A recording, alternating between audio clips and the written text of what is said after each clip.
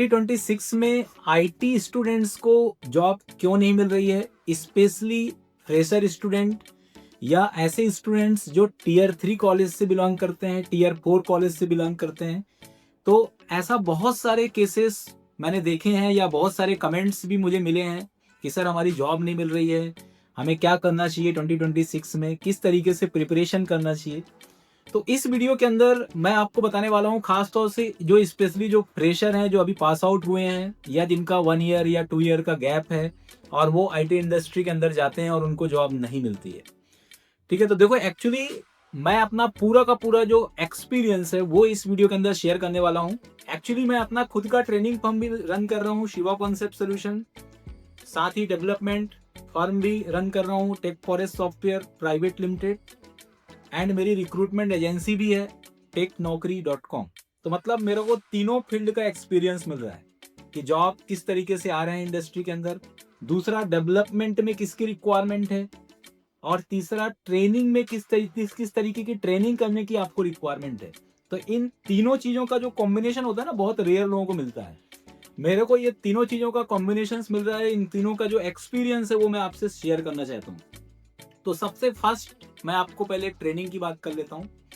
ठीक है, मैं बहुत सारे स्टूडेंट्स को देखता हूँ कि आज भी वो सिर्फ बेसिक या सिर्फ इंडेक्स पढ़ के इंटरव्यू में जा रहे हैं। मैं सभी को नहीं बोल रहा हूँ, 90% स्टूडेंट्स को बोल रहा हूँ, क्योंकि जब से यूट्यूब के अंदर जो फ्री का जो पर्टिकुलर वीडियोस मिल रहे हैं, आपको फ्री कंटेंट मिल रहे हैं, तो आप उस फ्री कंटेंट को सिर्फ रीड ओनली मोड में देखते हैं।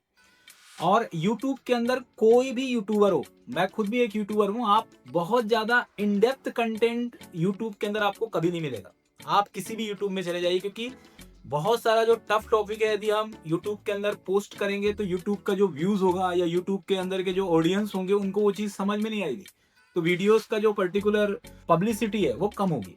तो यूट्यूबर्स को दोनों चीज़ें ध्यान रखनी होती है।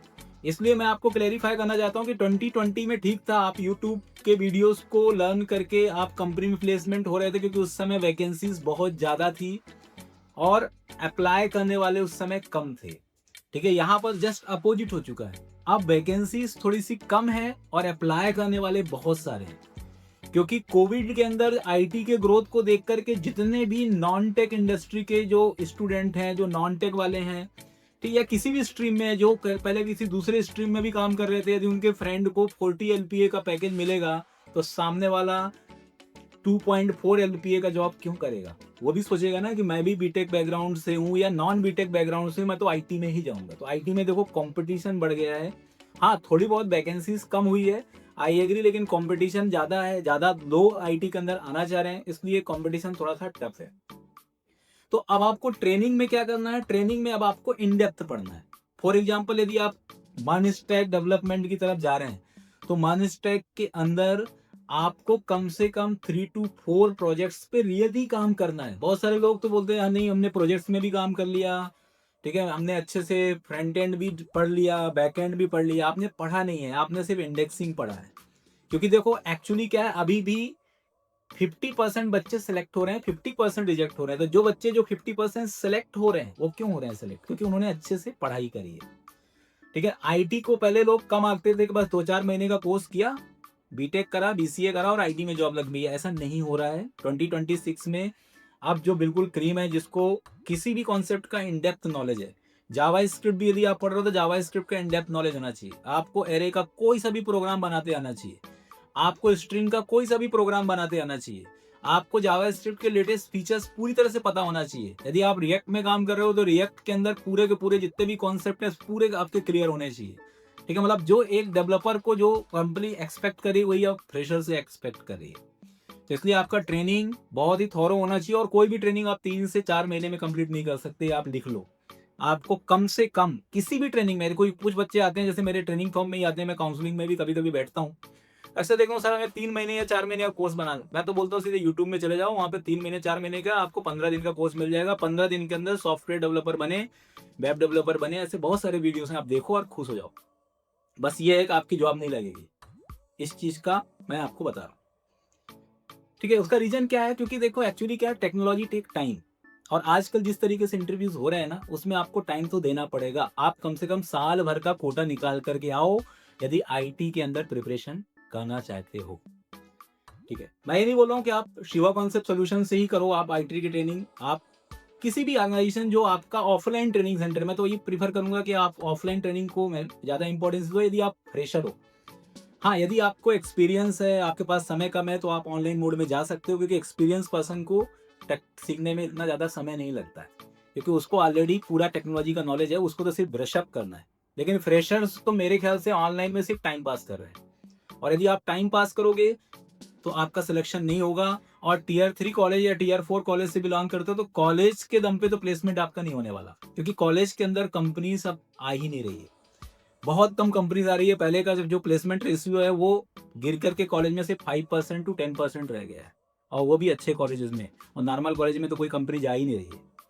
आपको अब खुद के दम पे ही सब कुछ करना है, और इसके लिए आपको अच्छे से ट्रेनिंग करना है, इन डेप्थ ट्रेनिंग करना है। आपको हर टॉपिक को कम से कम 5-5, 10-10 बार चला करके देखना है। आपके ब्रेन में हर कोड बिल्कुल लिखा हुआ आना चाहिए। आपसे कोई भी क्वेश्चन पूछा जाए, उसका आंसर आपको विदिन 2 या 3 मिनट्स के अंदर तो पूरा प्रोग्राम ही कंप्लीट हो जाना चाहिए। स्पीड भी होना चाहिए आपका। और प्रोजेक्ट तो मैंडेटरी है, बिना प्रोजेक्ट के तो कभी सिलेक्शन हो ही नहीं सकता। तो ये हो गया आपका ट्रेनिंग का प्रोसेस।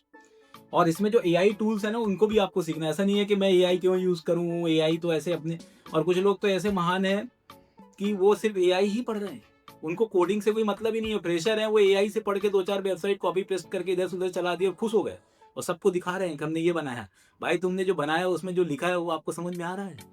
आपने तो बस कॉपी पेस्ट करके एक छोटा सा 5 पेज की वेबसाइट बना दी, लॉगिन रजिस्ट्रेशन बना दिया, क्रूड ऑपरेशन कर दिया, आप डेवलपर बन गए। आप बिल्कुल नहीं बने डेवलपर। आपको यदि रियल टाइम डेवलपर्स बनना है तो आपको जो क्रूड ऑपरेशन जो एआई ने करा ना, वो सिंटेक्स आपको एक ब्लैंक पेपर पे लिखते आना चाहिए, तब आपके पास नॉलेज होगी। क्योंकि देखो, इंटरव्यूज के अंदर तो आज भी ट्रेडिशनल अप्रोच ही इंटरव्यू में हो रहे हैं, और ट्रेडिशनल हो गए जो पहले तो, और ट्रेडिशनल हो गए कि आप सामने वाला नोटपैड के अंदर कोड कराता है, लिखो आप नोटपैड के अंदर कोड लिखो। ठीक है, 80% कंपनीज की बात करूँ, 20% कंपनी हो सकता है आपके जैसा भी मैचिंग हो, कि वो उसको कोई मतलब नहीं है नॉलेज से, वो तो शॉर्टकट वाले छोटी मोटे कंपनीज जो रहते हैं उनकी बात नहीं कर रहा हूँ। मैं एक स्टैंडर्ड कंपनीज की बात कर रहा हूँ कि स्टैंडर्ड अप्रोच ही आपको मैनेज करना होगा। Communication skills is important. ठीक है, कम्युनिकेशन आपका अच्छा होना चाहिए। ठीक है, ये इंप्रेशन क्रिएट करता है। 10 लोग हैं जिसमें से 5 का कम्युनिकेशन अच्छा है, 5 का नहीं है, तो 5 अपने आप रिजेक्ट हो जाओगे, वो 5 ही बचेंगे। इसके बाद उन 5 में देखा जाएगा किसका टेक्निकल स्किल सबसे हायर है, फिर वो बंदा सेलेक्ट होगा। उसमें से एक ही सेलेक्ट होगा, बाकी 4 वहां से भी रिजेक्ट होंगे। और वो एक कौन होगा? जिसने प्रोजेक्ट्स बनाया होगा, जिसको इन डेप्थ नॉलेज होगा, जो एक ऑप्टिमाइज कोडिंग लिखेगा, जो कम से कम लूप का यूज करके, कम से कम इफ एल्स का यूज करके प्रोग्राम बनाएगा, वो सेलेक्ट होगा।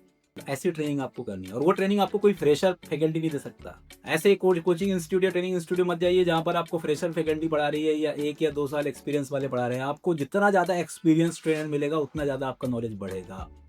क्योंकि आप खुद सोचो ना, आप पहली बार प्रोग्राम चलाते हो, दूसरी बार चलाते हो, तीसरी बार, एक ही प्रोग्राम को 50 बार चलाओ, आपको हर बार कुछ नई नई चीज़ें मिलेगी।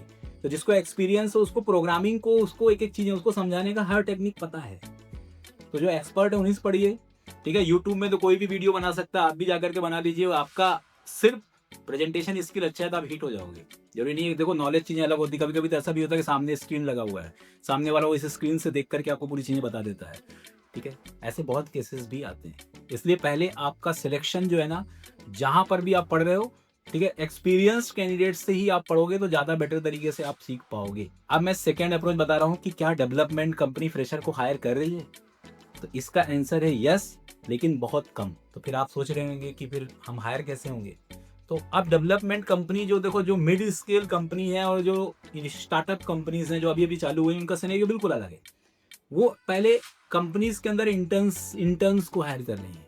इंटर्न्स को पहले देखते हैं कि वो काम कैसे, क्योंकि इंटर्नशिप में सब कुछ पता चल जाता है। आपका बॉडी लैंग्वेज, आपका डिसिप्लिन, आपका कम्युनिकेशन, आपका टीम वर्क, और उसके बाद वो प्री प्लेसमेंट ऑफर देते हैं। मतलब अब आपको जॉब से ज़्यादा इंटर्नशिप प्लस पीपीओ के थ्रू जॉब मिलेगा। यदि आप फ्रेशर हो तो आप इंटर्नशिप चूज करो। इंटर्नशिप मतलब ये नहीं कि आपने कोई कोचिंग सेंटर ज्वाइन कर लिया और एक फर्जी सर्टिफिकेट बना करके आपने शो कर दिया। This is not internship. ठीक है, आप इंटर्नशिप का मतलब ये है कि आप थोड़ा समय लगेगा, आप किसी भी कंपनी के अंदर इंटर्नशिप मैनेज करो, भले वो फ्री हो या वो इंटर्नशिप स्टाइफंड बेस हो। आपको इस तरीके इंटर्नशिप करना है, क्योंकि कंपनी के अंदर यदि आप इंटर्नशिप करोगे ना, तो आपको लाइव प्रोजेक्ट का एक्सपीरियंस होगा। टेक फॉरेस्ट सॉफ्टवेयर हमारी आईटी कंपनी, हमने जितने भी कैंडिडेट हायर किए अपने कंपनी में, उसमें हमने इसी तरीके से हायर किए।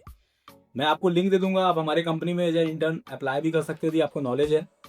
ठीक है, हमारी कंपनी इंदौर इंडिया के अंदर है और हम लोग बेसिकली प्रोडक्ट बेस्ड कंपनीज हैं। मतलब हमारे बहुत सारे अलग अलग पॉपुलर प्रोडक्ट्स हैं मार्केट में, और हम लोग सर्विस एजेंसी में भी काम करते हैं, सर्विस बेस्ड भी हमारा पर्टिकुलर एक यूनिट है। तो इंटर्नशिप हम हायर करते हैं, बहुत सारी इंदौर के अंदर कंपनियां इंटर्नशिप इंटर्न को हायर कर रही हैं, बाहर की कंपनियां भी इंटर्न हायर कर रही हैं, क्योंकि इंटर्न का मतलब ये है कि आप एक अप्रेंटिसशिप कर रहे हो, आप एक रियल प्रोजेक्ट्स के अंदर काम कर रहे हो। अब तीसरा, रिक्रूटमेंट।